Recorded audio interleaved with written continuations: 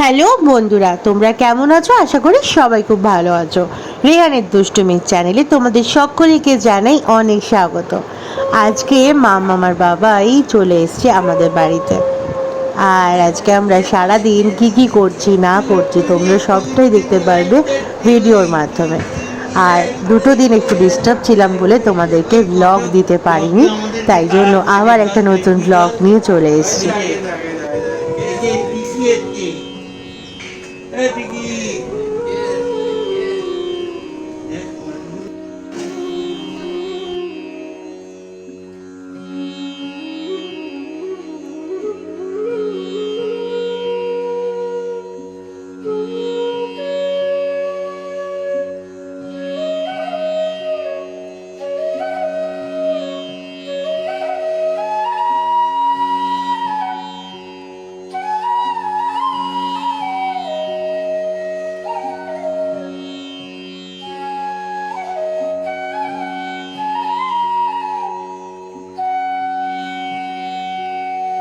আজকে দুপুরবেলা রান্না করেছে মাম আলু ভাজা, বেগুন ভাজা, ঢ্যাঁড়স আলু ভাজা, চিংড়ি দিয়ে আলু পটলের তরকারি, ডাল আর একদম পাতলা করে মাছের ঝোল।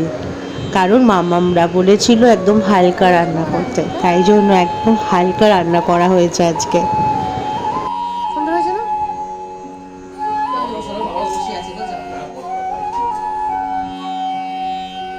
আর এখানে এখন গায়ত্রী মাসি আমাকে একটু হেল্প করছে, কারণ আমি রাতের বেলা কিছু খাবার বানাবো। কি বানাবো সেটা তোমাদেরকে আজকে ভিডিওতে শেয়ার করব। তোমাদের যদি ভালো লাগে নিশ্চয়ই তোমরা ট্রাই করো, বাড়িতে ভালো লাগবে।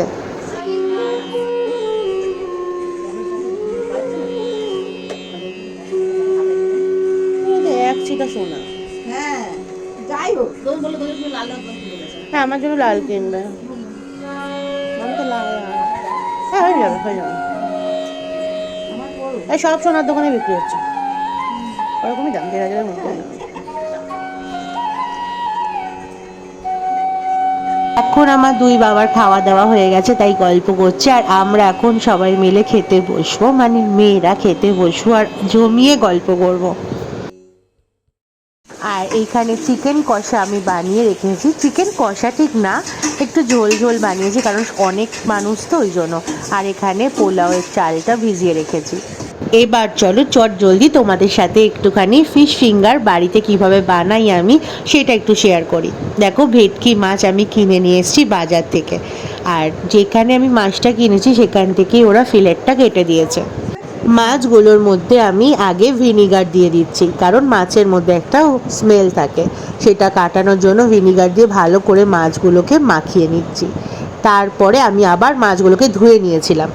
এবার আমি ভালো করে লেবু দিচ্ছি, পাতিলেবুর রস দিয়ে দিলাম। বেশ অনেকটাই আমি দিয়েছি, যদি কোনো রকমের মানে স্মেল থেকে থাকে সেটা কিন্তু কেটে যাবে আর একটা ভালো ফ্লেভার ঢুকবে।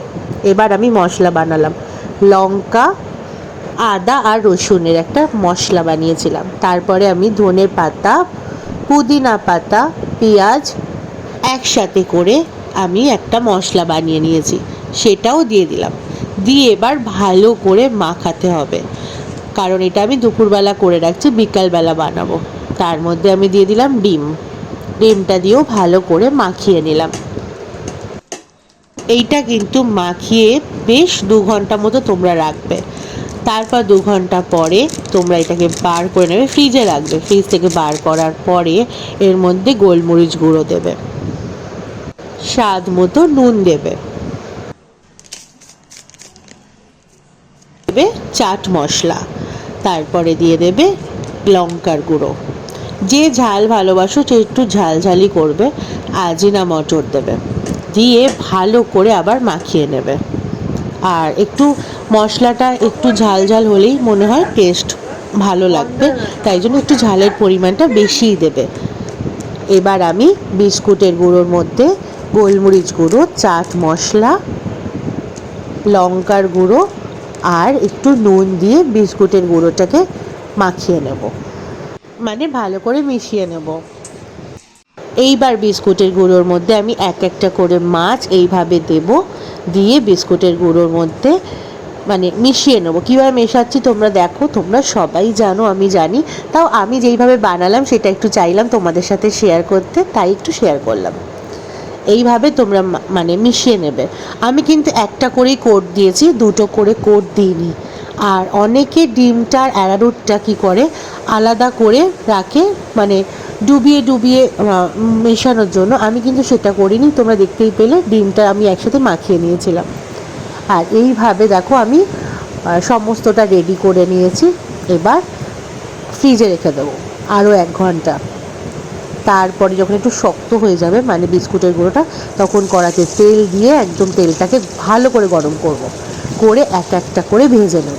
আর যখন তোমরা ভাজবে মানে তেলটা গরম হবার সাথে সাথে তো আমরা দিয়ে দিচ্ছি, কিন্তু যখন ভাজবে তখন গ্যাসের ফ্লেমটা একদম লো করে রাখবে, তাতে ভালো করে জিনিসটা ভাজা হবে আর ভেতরেও কাঁচা থাকবে না।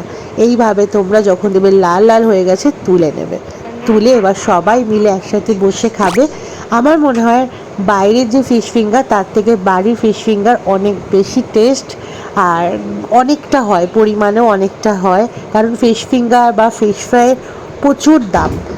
আর বাইরে যে দোকানে, অনেক দোকানে যে বিক্রি হয় সেগুলো কিন্তু অরিজিনাল ভেটকি মাছের দেয় না। তাই তোমরা বাড়িতে নিজেরা কিনে এনে এইভাবে বানিয়ে খাবে। আর এখানে দেখো পোলাও রেডি হচ্ছে। আর হ্যাঁ, বলতে ভুলে গেছিলাম, আমার 2 বোনুর রেজাল্ট বেরিয়েছে, একজন 10 একজন 12, দুজনে দারুণ রেজাল্ট করেছে। মা ওদেরকে ছোট্ট ছোট্ট দুটো উপহার দিল, তেমন কিছুই না।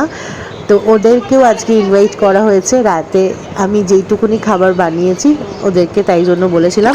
ওরা যেহেতু পাস করেছে, ওদের গিফটটা ডিউ রয়েছে, এখনও গিফট কেনা হয়নি, কিন্তু খাবারটা ওদেরকে খাইয়ে দিলাম। তারপর রাতেবেলা মাদেরকে ছাড়তে গেছিলাম, ছেড়ে এখন বাড়ি ফিরছি। আজকের মতো ভিডিওটা এই পর্যন্ত। দেখা হবে কালকে একটা নতুন ভিডিওর সাথে। সবাই খুব ভালো থেকো, সুস্থ থেকো। আমাদের ভিডিওটা ভালো লাগলে একটা লাইক, কমেন্ট, শেয়ার করো, আর আমাদের চ্যানেলটাকে সাবস্ক্রাইব করো। সবাই খুব ভালো থেকো, টাটা।